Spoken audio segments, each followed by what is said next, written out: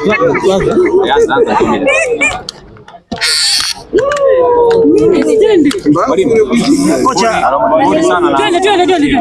cha kwanza ilionekana mambo nini hasa kilibadilika kipindi cha pili na kuruhusu mabao mawili? Nadhani ni ushindani wa mechi unategemea na pande zote mbili, namna ambavyo mmetegana mitego yenu. Tulijua Yanga wanakuja kuataki na sisi tulikuwa timu ya pili uwanjani, na tulikubaliana na hilo kwamba sisi ni timu ya pili uwanjani, Yanga ni timu ya kwanza. Tulichokifanya ilikuwa ni mpango wa kuwazuieni wao ubora wao.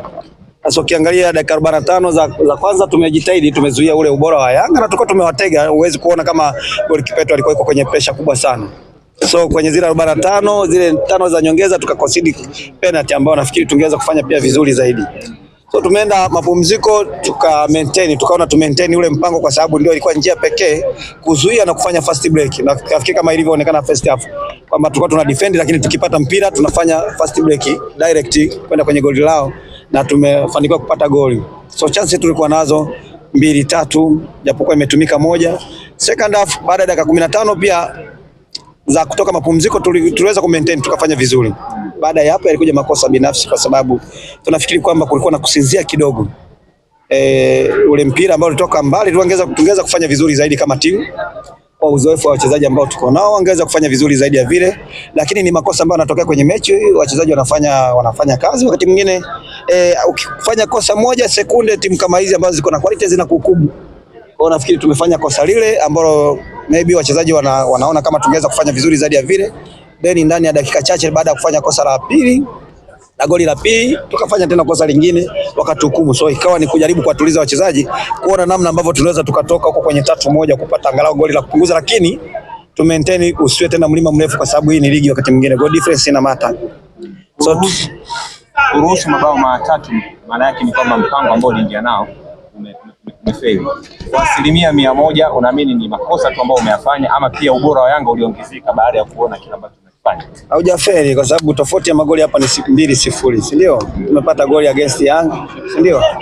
Last time hapa nafikiri mlishuhudia hapa kuna timu ilifunga goli 6. So unawezaje kusema kwamba tumefeli sisi? Hapana, tumeplani. Unaweza kuona hizo goli mbili zimekuja within 5 minutes, si ndio? Dakika 5. So ukiangalia dakika 90, dakika 5 hatujafanya